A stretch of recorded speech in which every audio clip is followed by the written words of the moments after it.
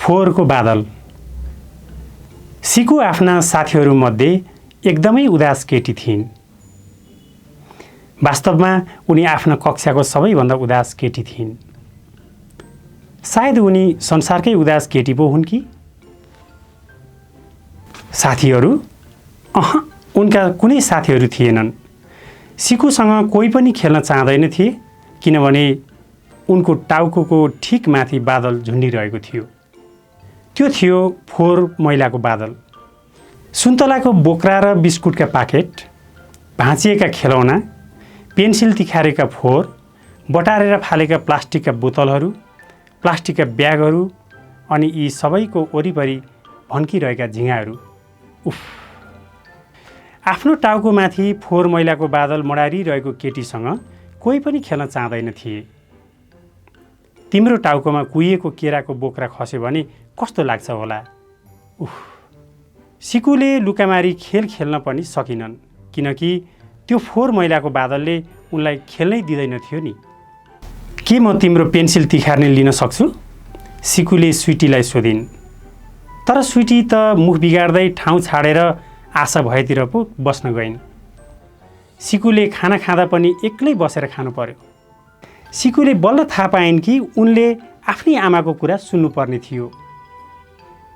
उनलाई आमाले सधैँ फोहोर जताततै फाल्नुहुन्न है छोरी भन्ने गर्नुहुन्थ्यो। केराको बोक्रा बाटोमा नफाल, बिस्कुटको पाकेट रद्दीको टोकरीमा फाल। तर सिकुले आमाको कुरा कहिले ध्यान दिइनन्। उनी त खालि आमाको कुरा हाँसेर उडाइदिन्थिन् अनि जताततै फोहोर छरिदिन्थिन्। सिकुको यस्तो बानीले आमा एक दिन खुबै रिसाइन्। एक दिन यी सबै फोहोरले तिमीलाई पछ्याउनेछ, हेरिराख है, आमाले भनिन्। सिकुले आमाको कुरा फिस्स हाँसेर उडाइन्। भोलिपल्ट बिहान उठ्दा सिकुले डुङ डुङ फोहोर गनाएको र झिँगा भन्केको आवाज सुनिन्। उनको टाउका माथि फोहोरको बादल पो देखिन्। आमाको कुरा साँचो साबित भयो। अब सिकु हाँस्न सकिनन्, खुसी हुन सकिनन्। अब यो चित्र राम्रोसँग निहालेर हेरौँ त। सिकु भाग्न खोजिन्, तर त्यो फोहोर मैलाको बादलले उनलाई पछ्याइरह्यो। सिकुले कुचोले त्यो बादललाई झार्न खोजिन्, तर कुचोले त्यो बादललाई बढार्न सकेन। सिकुले सबै उपाय लगाइन्। उनी चिच्याइन् र बादललाई भाग भनिन्। उनले बादललाई नै रद्दीको टोकरीमा हाल्न समेत खोजिन्, तर फोहोरको त्यो बादल हट्दै हटेन। सिकु धेरै दुखी भइन्। त्यसपछि केही घटना भयो। सिकुले बलबहादुरले केराको बोक्रा बाटोमा फालेको देखिन्। सिकुलाई झनक्क रिस उठ्यो। के उसले मेरो टाउकामाथि फोहोरको बादल देखेको थिएन र? ओइ मूर्ख केटा, उनी चिच्याइन्। बाटोमा केराको बोक्रा नफाल, अर्को मान्छे चिप्लेर लड्छ। बलबहादुर फोहोरको बादल देखेर तर्सियो अनि उसले रद्दीको टोकरीमा बोक्रा फाल्यो। भोलिपल्ट टाउको माथिको फोहोरको बादल अलि सानो भएको देखियो। यो कसरी भयो? सिकु छक्क परिन्। अनि सिकुले रिमा काकीले प्लास्टिकको ब्याग फाल्दै गरेको देखिन्। काकी, सिकु कराइन्, ती प्लास्टिकका ब्यागहरू टिप्नुहोस् र फेरि प्रयोग गर्नुहोस्। रिमा काकीले ती प्लास्टिकका ब्याग टिपिन् र गइन्। भोलिपल्ट जब सिकुको निन्द्रा खुल्यो, त्यो फोहोरको बादल झनै सानो भएको थियो। सिकु हाँसिन्। उनले बल्ल थाहा पाइन् कि के गर्नुपर्ने रहेछ। कसैले बाटोमा बिस्कुटको पाकेटको खोल फालेको भेटिएमा सिकुले रोक्थिन् र त्यसो नगर्न भन्थिन्। उनले प्लास्टिकका बोतल भेटेमा रद्दीको टोकरीमा फालिदिन्थिन्। अब गाउँ झन सफा हुँदै गयो अनि सिकुको टाउको माथिको बादल पनि झन सानो हुँदै गयो। अनि एक दिन त पुरै सफा भयो। अब सिकु संसारकै सबैभन्दा हँसिली खुसी केटी भइन्। सिकुले अबदेखि कहिल्यै फोहोर गरिनन्। उनलाई सफा सहरमा बस्न मन लाग्यो, तर उनलाई डर थियो कि त्यो फोहोरको बादल फेरि आउने पो हो कि? कसलाई थाहा छ र? अब यो चित्र निहालेर हेरौँ। ल अब फोहोरको बारे कुरा गरौँ। के तिमीलाई थाहा छ फोहोर फालेपछि के हुन्छ? तिम्रो टाउको माथि बादल भएर बस्दैन। त्यो फोहोर तिम्रो घर छेउमा फोहोरको ठुलो थुप्रो भएर बस्छ। जब तिमी फोहोर फाल्छौ ती फोहोर सडक छेउमा थुप्रिएर बस्छन्।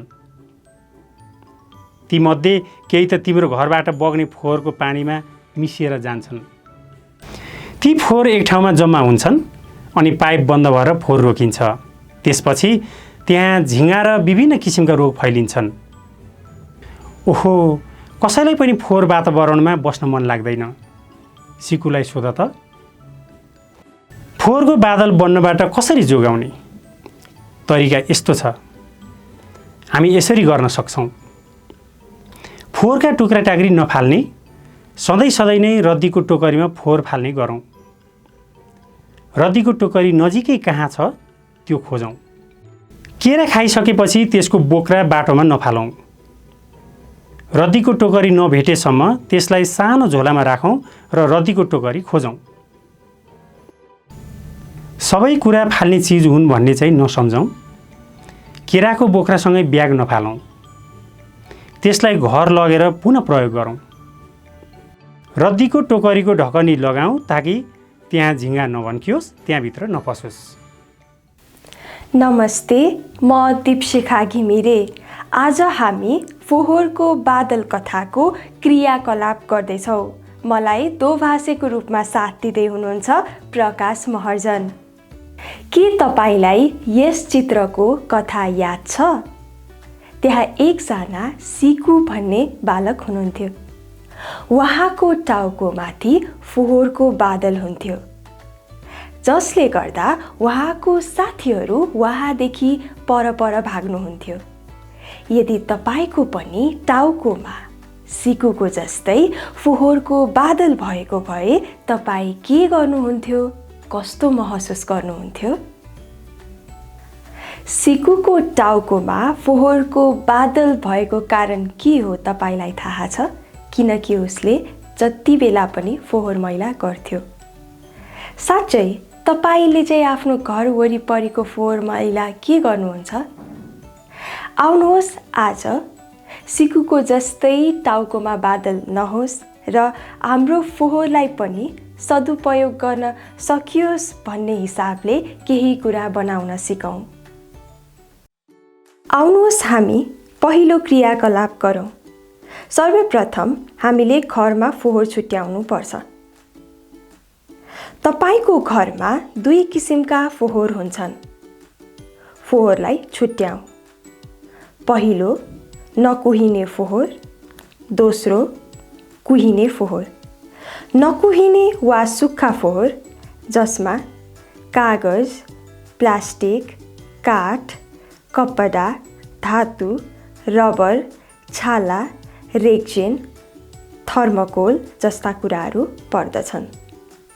दोस्रो कुहिने वा चिसो फोहोर जसमा पकाइएको खाना, तरकारी, मासुजन्य कुराहरू, अन्डाका बोक्रा, हड्डी, नपकाइएका खाना, फलफुल, झरेका पात, तरकारी वा अरू कुहिने वस्तुहरू पर्दछन्। त्यसैगरी यसमा भान्साका फोहोरहरू पनि पर्दछन्। हामीले यी दुई किसिमका फोहोरहरूलाई छुट्टा छुट्टै छुट्याउनु पर्दछ। अब हामीले सामान बनाउन थाल्नुभन्दा अघि यी सामग्री छन् कि छैनन् हेरौँ है। 1. फोहोर राख्ने भाँडा। तपाईले कुनै पनि किसिमको फोहोर राख्ने भाँडा प्रयोग गर्न सक्नुहुन्छ, जस्तो कि कार्डबोर्ड बक्स, बाल्टिन आदि। अब हामीले नकुहिने फोहोर यसमा सङ्कलन गरौँ। चरण नम्बर 1. तपाईको घरमा कुहिने र नकुहिने फोहोर फाल्न दुईवटा छुट्टा छुट्टै फोहोर राख्ने भाँडा राख्नुहोस्। चरण 2. ती भाँडाहरूमा कुहिने र नकुहिने फोहोर भनेर लेबल टाँस्नुपर्छ ताकि तपाईका घरका सबैजनाले भाँडाहरूलाई चिनेर फोहोर फाल्न सकुन्। चरण 3. नकुहिने फोहोरको भाँडा भरिन कति दिन लाग्यो अवलोकन गरेर लेख्नुहोस्। चरण 4. फोहोरको भाँडा एकपल्ट भरि भएपछि फोहोरका प्रकार अनुसार छुट्याउनुहोस्। तपाईले यसका लागि कार्यतालिका हेरेर काम गर्न सक्नुहुन्छ। चरण 5। अन्त्यमा तपाईले छुट्याएको फोहोरबारे आफ्नो शिक्षक, अभिभावकलाई बताउनुहोस् र यसबारे उहाँहरूको धारणा के छ पनि सोध्नुहोस्। तपाईले जम्मा गर्नुभएको फोहोरहरूलाई पुनः प्रयोग गरेर केही सृजनात्मक कुराहरू बनाउन सक्नुहुनेछ। ती कुराहरूमा जस्तै प्लास्टिकको बोतलबाट तपाईले गमला अथवा पेन्सिल होल्डर बनाउन सक्नुहुन्छ। तपाईले के सृजनात्मक कुरा बनाउनु भयो त्यो कुरा तपाईले फोटोको माध्यमबाट होस् वा भिडियोको माध्यमबाट हामीलाई तल दिएको इमेलमा पठाउन सक्नुहुनेछ। अब हामी सिप बढाउँ। तपाईले सङ्कलन गर्नुभएको फोहोरहरूलाई पुनः प्रयोग गर्ने उपायहरूको बारेमा सोच्नुहोस्। आउनुहोस् अब दिमाग लगाउनुहोस्। नकुहिने फोहोर राख्ने भाँडा भरिने समय बढाउनको लागि तपाईँ र तपाईँको परिवारले के गर्नु पर्ला? अब हामी क्रियाकलाप 2 गरौँ। अब हामी खेर गएका सामानबाट खेलौनाको निर्माण गर्छौँ। बनाउनु अघि यी सामग्रीहरू छन् कि छैनन् हेर्नुहोस् है। हामीलाई ग्लु स्टिक, कैँची र सेलोटेप चाहिन्छ। फोहोरलाई छुट्याएपछि केही खेर गएका सामग्रीलाई खेलौना बनाउन पुनः प्रयोग गर्ने प्रयास गरौँ। सकिएका ब्याट्री, कागज, प्लास्टिक, पट्याउने सामान, कागजको कप, रबर, कुचोको डन्डी जम्मा गरौँ। अब हामी खेर गएका सामानबाट खेलौना बनाउँछौँ। चरण 1। एउटा ब्याट्री लिनुहोस् र चित्रमा देखाए जस्तै गरी त्यसको वरिपरि टेपले रबर टाँस्नुहोस्।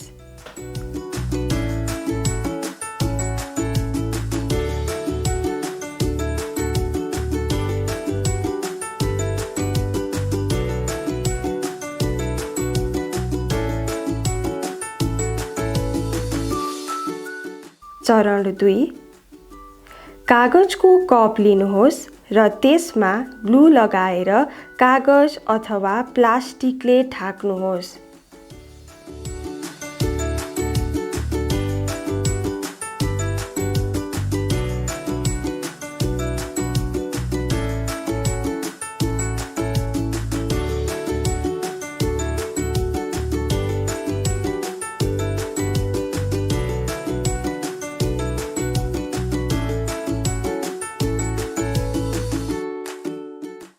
चरण 3। कागजको कपमा चित्रमा देखाइए जस्तै साना 2वटा प्वाल पार्नुहोस्। यी प्वालहरू रबरले छिराएर हामीले पछि बाँध्नेछौँ।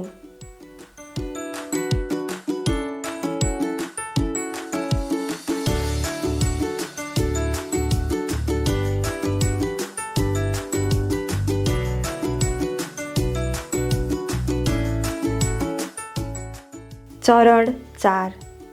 कागज कपको दुवैतिर रहेका प्वालमा फुड स्टिकको मद्दतले चित्रमा देखाए झैँ रबर घुसार्नुहोस्।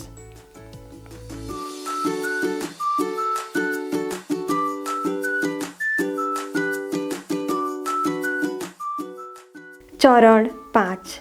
खेलौनालाई राम्रो पार्न प्लास्टिक अथवा कागज टाँसेर सजाउनुहोस्।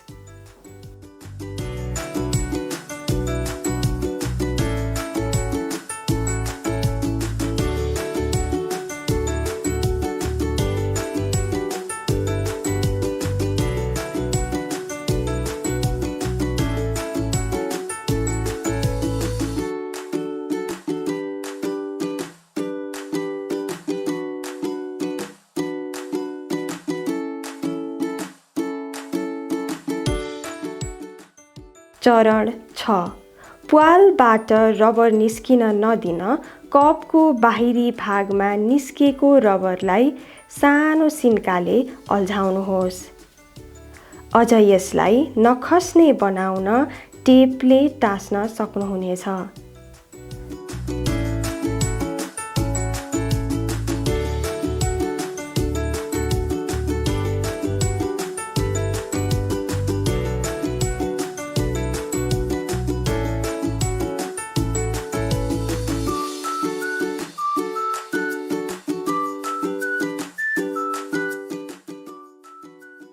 बधाई छ, तपाईको खेलौना तयार भयो।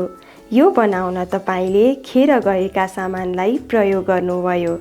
ब्याट्रीलाई 10 देखि 20 पटकसम्म बटार्नुहोस् अनि खेलौना भुइँमा राख्नुहोस्। के हुँदो रहेछ हेर्नुहोस् त।